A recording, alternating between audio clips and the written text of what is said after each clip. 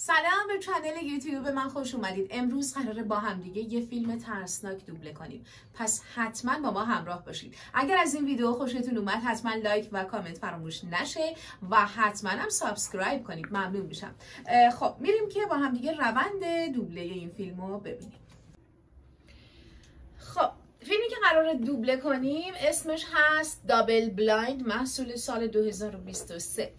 یه فیلم دلهره آور و علمی تخیلی هست که بخوام اگه خلاصش رو بهتون بگم، چند تا جوون ماجراجو داوطلب میشن که توی یه آزمایشگاه مخفی داروها روشون آزمایش و امتحان بشه در واقع، و اون داروها خیلی عوارض وحشتناکی دارن و این آدم‌ها اگر بخوابن میمیرن. آره دیگه کامل کستشم مشخص، گوینده هاش دختر اصلیه رو خودم میگم میخوره به صدام. ری هم آقای سروندی بگیم بگه مشخصه دیگه، کامل آفیشالم کردم. بریم موسیقی ضبط توپ. من از فیلم های ترسناک میترسم، یعنی از بچگی میترسیدم، نگاه هم نمی کردم. این فیلم های جیغ و جنگیر و اینا من اصلا ندیدم چون خیلی میترسیدم، تا اینکه اومدیم تو دوبله دیدیم این خبرا نیست عزیزم، باید بشینیم فیلم ترسناک هم دوبله کنیم. بریم سازا؟ بله حتما بفهم. خب اولین گوینده ما برای فیلم دابل بلایند آقای امید آسیایی هستن، هنرمند حرفه‌ای و خوش صدا. بریم ببینیم چجوری میتره کنن دیگه. بریم. من مریم، این آخرین فیلم ثبت شده من آخرین بازمونده آزمایشگاه بلک بود واسه آزمایش بیارن چاره. من اگه زنده نموندم فقط توی این موبایل، توی این موبایل تنها مدارک واقعی اتفاقی که اینجا افتاده رو میتونید ببینید.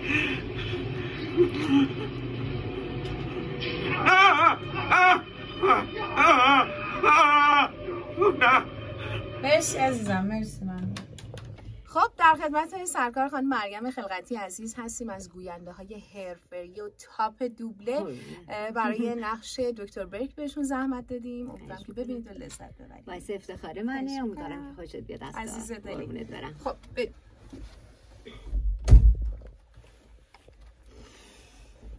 هی وقت زیادی نداری، باید کنترل شرایط دستت بگیری.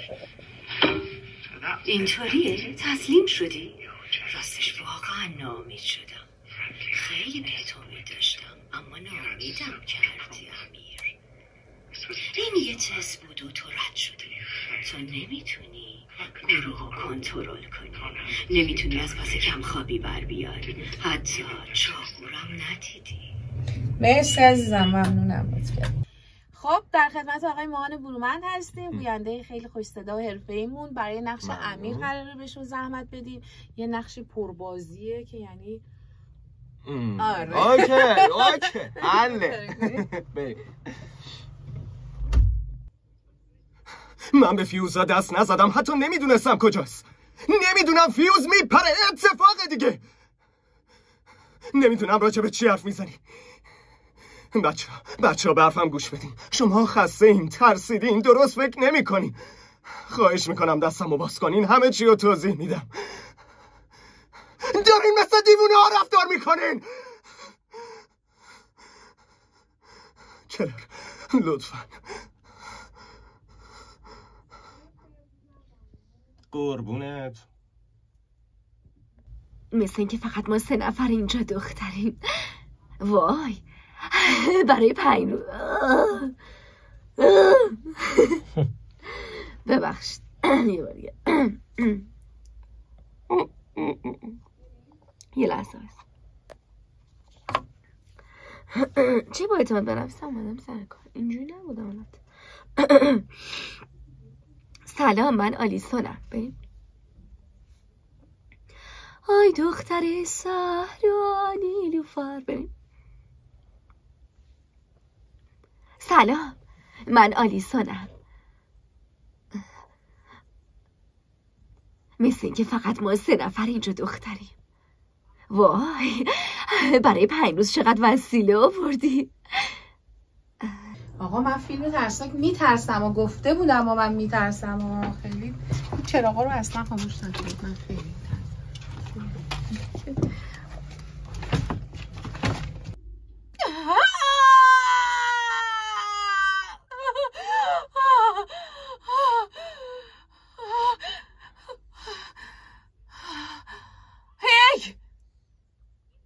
اینه. متوجه میشین؟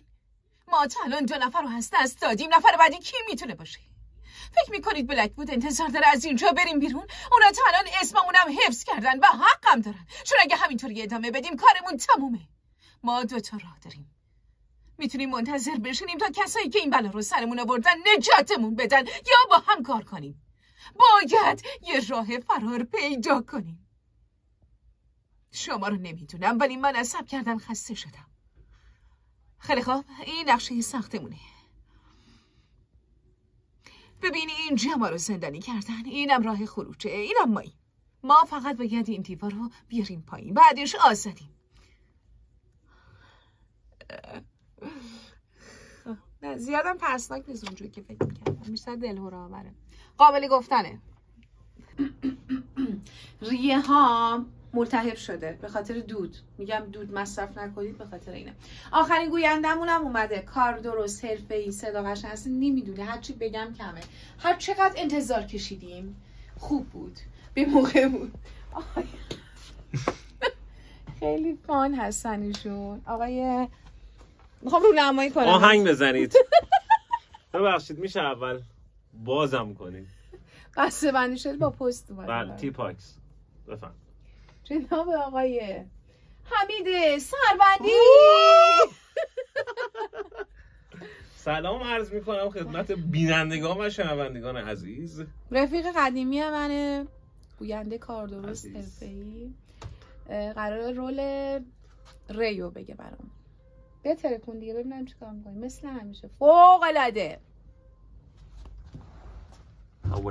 خسته باشی آقای کوشافن. شما ممنون، سلامت باشین. خب از آقای خبرنگار بریم. بله آقای خبرنگار.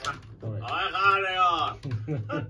ما انسانی هیچ چیزی نمیتونه اشتباهی که اینجا اتفاق افتاده رو جبران کنه. مگه میشه روی اینجور چیزا قیمت گذاشت؟ میشه 50 میلیون 10 میلیون 15 میلیون یورو دوباره حال منو خوب میکنه.